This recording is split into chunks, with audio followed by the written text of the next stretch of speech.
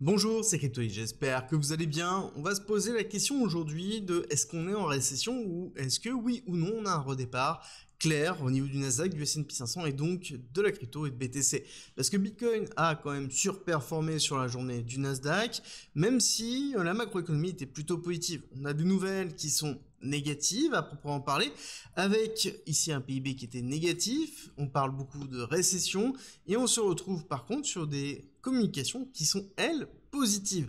L'Europe qui est prête à faire une offre commerciale 50 milliards pour pouvoir mettre fin aux droits de douane, ou en tout cas les diminuer. On va avoir la discussion qui est entre la Chine et les USA qui avance vraiment. Tout ça c'est positif et ça permet de donner ici une vision sur le long terme en se disant qu'il y a bien une lumière au bout du tunnel sur cette crise autour des taxes douanières qui est quand même compliquée. D'un autre côté, nous avons Trump qui continue d'essayer d'appuyer sur la géopolitique et dans les négociations avec ici de l'économie, on le voit bien. Il met du poids sur l'Iran et tous ceux qui achètent du pétrole à l'Iran ne peuvent pas faire de business avec les USA. Globalement, grosse pression, est-ce que ça va encore fonctionner ou pas? C'est la grosse question qu'il faut se poser parce que c'est vrai que de plus en plus les mots de Donald Trump pèsent de moins en moins dans les négociations et encore moins au niveau du Nasdaq, du S&P 500 ou encore du BTC. Et même dans les négociations pures et dures, on a même le Japon qui est en train ici de se poser la question, en tout cas qui explique qu'à un moment donné, il utilisera le 1 trillion de dollars qu'ils détiennent en US Build, donc c'est-à-dire en bons au trésor américain, globalement beaucoup d'argent US, c'est un des plus gros détenteurs de dette américaine et on sait très bien l'impact que ça peut avoir si jamais il y a une vente qui est effectuée. Donc forcément oui, faire de la pression, Donald Trump sait faire. Maintenant, comment gérer quand il est sous pression, ça va être à déterminer, mais dans tous les cas, ici sur le Nasdaq ou le S&P 500, peu importe les nouvelles, on ne bouge pas, on continue globalement à remonter. On remonte doucement vers les 20 000 points, qui est toujours la zone qu'on a définie sur une rupture. Il faut impérativement consolider au-dessus des 20 000 points, idéalement au-dessus des 20 500, donc avoir un breakout et consolider. Idéalement avoir quelque chose qui va chercher au-dessus de ce niveau-là pour aller consolider au-dessus.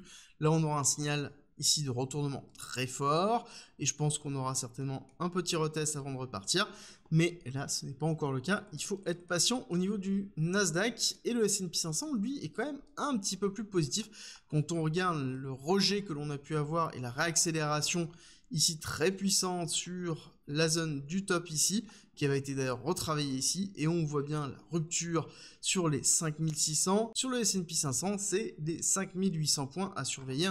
Pour moi, c'est vraiment ici, cette bougie-là qui va être le plus important.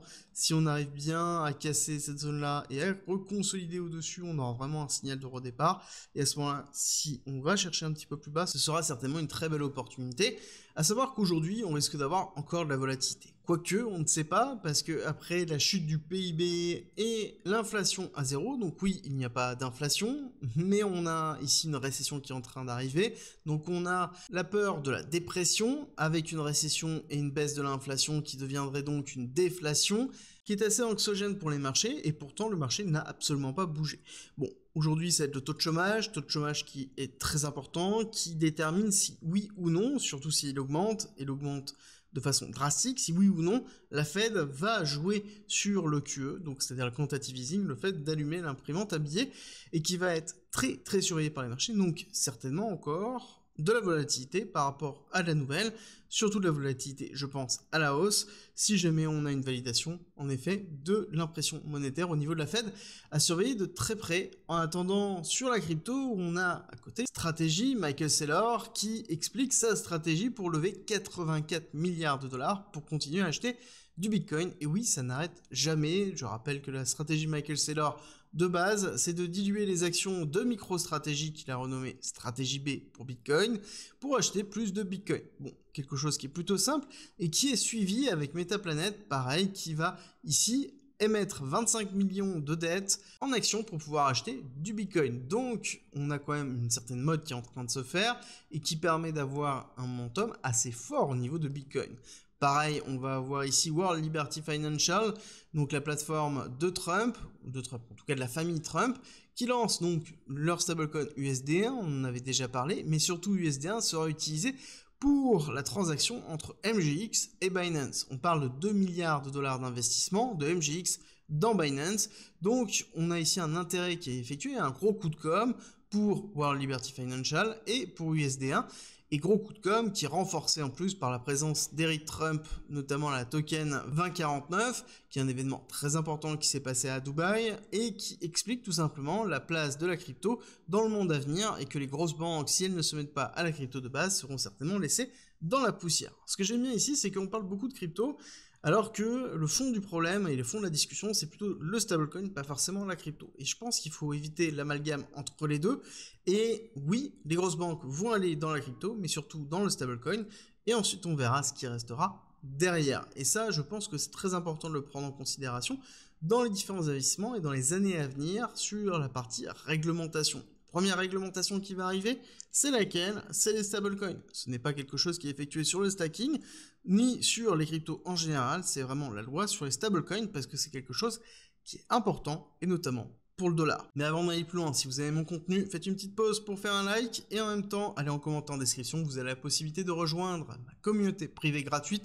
Vous y retrouvez de la formation, de l'information, des articles, des vidéos d'analyse de wallet, globalement tout pour pouvoir progresser gratuitement en commentaire en description. Et nous, on continue avec l'analyse de BTC, où on se rapproche doucement des 100 000 $, et on se rapproche aussi de deux zones importantes. La première, ça va être les 100 000 $, oui, mais la seconde, on y est déjà, c'est les 96 976. Ici, c'est l'imbalance qui se trouve là, avec toute la zone de liquidité qui se trouvait au-dessus des 98 000 $, qui est une zone de rejet très importante qu'il va falloir surveiller de très près. Surtout qu'on voit une baisse clairement ici du volume qui nous indique quand même ici un manque d'intérêt et surtout une diminution réelle du momentum. Par contre, on voit aussi qu'il y a beaucoup de shorts avec le funding rate qui est passé en négatif et ça sous-entend ici que l'on va avoir certainement une pression baissière qui va être puissante. Par contre, cette pression baissière peut très vite se tourner dans quelque chose de puissant, suffisant pour casser les 100 000 $. Ça veut dire quoi? Ça veut dire qu'ici, on a quand même pas mal de shorts qui sont en place, qui jouent justement cette selling zone et qui jouent ici potentiellement un repli dans les 88 000 $ à minima.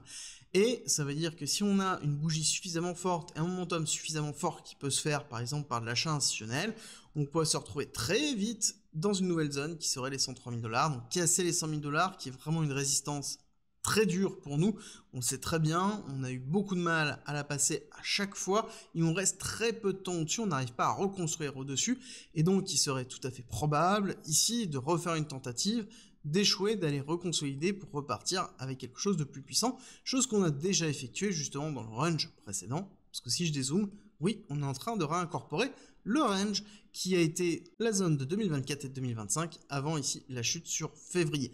Mais globalement, on retourne dans cette zone très importante. Donc on retravaille les zones de liquidité et on a en effet les 96 000 $ et ensuite on va avoir les 103 000 $. Les 100 000 $ sont une zone vraiment importante, mais pour moi la zone des 100 000 $ va de 96 000 à 104 000.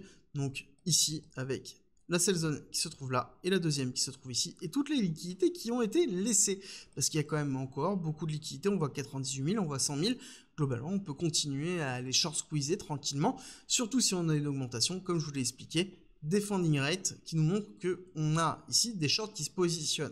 Encore une fois, on est dans une zone compliquée, je vous l'avais annoncé, sur ce type de zone-là, où on a une réescalade, une augmentation ici du prix, alors qu'on nous vend de la récession, de la dépression, et on a un crypto Twitter qui commence à regagner des couleurs en reparlant de bull run, et que ça y est, on est en mode ultra FOMO.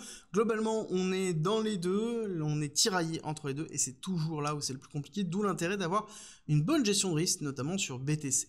Bon, le gros souci aussi, c'est qu'on a un mouvement qui est purement Bitcoin, et les alts, ce n'est pas du tout ça. Quand on regarde le total 3, on voit qu'on est sur quelque chose qui est beaucoup moins sexy, on n'a pas de rupture haussière, on n'a pas de momentum haussier, on n'est pas allé chercher notamment les 854, toujours pas, on n'a pas consolidé, donc sur les alts, c'est un peu en demi-teinte, et ça se voit aussi beaucoup sur Ether versus BTC, qui arrive certes à maintenir un niveau à peu près clair depuis quelques jours, mais ça empêche qu'on a eu une chute drastique et qu'il n'y a pas de retournement puissant.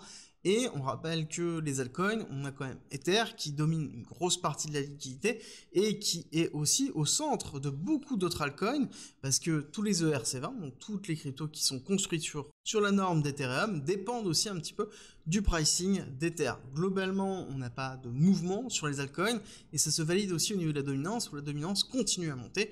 On avait parlé notamment dans la vidéo d'hier où on va chercher tranquillement les 65%, voire même si on dézoome un petit peu plus Ici, cherchez encore plus haut, pourquoi pas, les 70% avec une continuité d'accélération haussière de BTC.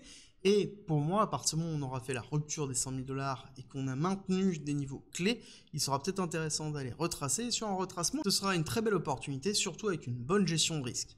Pour résumer cette semaine, on a eu beaucoup de vert, on a clôturé ici avril en positif, on est en train de partir sur mai sur des bonnes bases. Maintenant, il va falloir consolider cette semaine et surtout patienter sur la consolidation macroéconomique avec les différents chiffres qui vont arriver. Une belle consolidation et une belle clôture au niveau du S&P 500 sur cette semaine serait un signal fort pour la suite.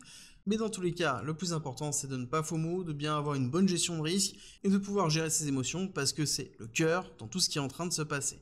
On s'arrête pour aujourd'hui, j'espère que cette vidéo vous a plu. Si c'est le cas, n'oubliez pas, likez, partagez et abonnez-vous. Et on se retrouve très vite pour une nouvelle vidéo.